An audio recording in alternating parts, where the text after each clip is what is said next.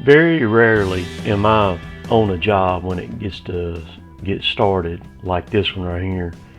And just so happened it worked out to where we were all starting on a job at the same time. So you can see Kevin is in the 850 John Deere Bulldozer right here, pushing. What he's doing, he's pushing me a lane right here to where I can track back and forth in, and he's getting up a few of the stumps. You'll see one here in a minute. At about the 4-minute 30-second mark is where this brace on this blade, the angle brace on the blade, breaks. It snaps in half or whatever, and that's in one of my other videos from this past week. And then after that, of course, this is just starting a job, and then after that blade brace breaks at the 4-minute 30-second mark, then it goes into when I was flying at about 2 p.m. and you can see the progress that Derek and Chad have made, cutting on the job. And this is the same day that the injector pump went down on Kevin's processor, and we were down all day long. I had people say, well, if you had an extra machine, you could have brought it in there, or why didn't you bring the 822 in there, which we do have extra machines. And to explain a little bit about that, we thought that we could get the machine back going by lunch. The machine went down about 9, and we had an injector pump coming, and we're pretty sure we'd have it back going between 12 and 1, and that would have taken the same amount of time to get the 822 with that processor and get it over there. The other thing is, it costs a lot of money to move these machines around. They're big, they're heavy, you gotta have permits, all that stuff. It ain't like just jumping in your car at home and just driving somewhere to do it. I gotta send a truck driver to go get a lowboy. He's gotta hook up the lowboy, and I gotta get somebody on the other job to load the 822. I just a whole bunch of things. So even though we're down, that's gonna happen. It doesn't matter what you do in logging or what you do, sometimes you're gonna be completely down. That's just all it is to it. There's nothing that you can do about it. You're not gonna make money every day of the week. It's just part of it. And so there's just a lot of different things that you do there, gambling wise, that can either make a difference or not make a difference. But 99% of the time, if something like that happens, I still loading trucks. Very rarely will it work out to where we're starting a job and this happens and I don't have any wood to load, because most of the time if something breaks, Kevin is far enough ahead of me to where I just keep right on, loading trucks and keep right on going.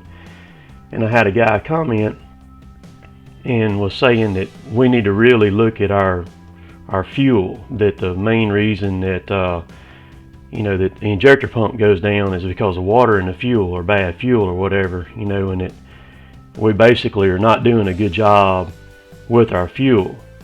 To which, I told him, I responded back and I said, look, don't you think that if we were having bad fuel or we had water in our fuel, that every one of these machines would be biting the dust? And think about that. That's the bad fuel is not the case. It was a bad injector pump, a remanufactured injector pump. This is where Kevin's fixing to break this brace on this blade here in just a second. You'll see all the white smoke come out of it, and you'll see the blade kind of go sideways. But we filter our fuel. We buy all of our fuel bulk, and when it goes into our bulk tanks at the shop, we buy 8,000 gallons at a time. It gets right there, it just broke. It gets filtered coming out of our bulk tanks into the service truck transfer tanks. Now this right here is at 2 o'clock, flying over this right here now. We filter it going into our tanks in our service truck, and then it gets filtered again coming out of our tanks on our service trucks into the machines. So, and those filters on the bulk tank at the shop and on the tanks on the service truck, they get changed once a month. So bad fuel is not the problem on that, but you have people that will question that and things like that and all, and that's cool. But so you can see here as I'm flying over all of it. So I'm coming back toward Chad here. You can't really tell these hills, but that's the reason why these cuts kind of look the way that they do, is they're cutting by the rims and the ridge tops right now, opening this job up and getting it ready where we run. So we just turned them loose and told them to just mow it down. In this area right here, when they got done on it, they had all this where Chad is cutting right now, everything on the right back to the road, and everything on the left back on up to that other logging road up there. They had it finished cut by the time we shut down at it was about right around 5:30 time they quit running. Like I said, this is about 2 o'clock, and Derek is just out of the screen here on Chad, back to Chad's north there. You can see a tree falling. That's where Derek is on the 830 there.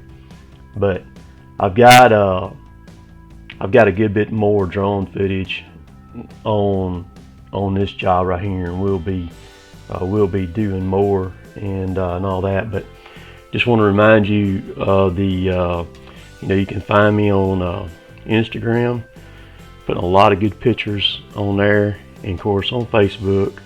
I'm putting stuff on Instagram that I'm not putting on Facebook. I really like the Instagram stuff, and but you can find me. You can find those links. You can go to the home page there on my YouTube channel, and those links are clickable all up at the top. So I'm gonna leave the rest of this video with you. So hope y'all have a good rest of the day. We'll see y'all later.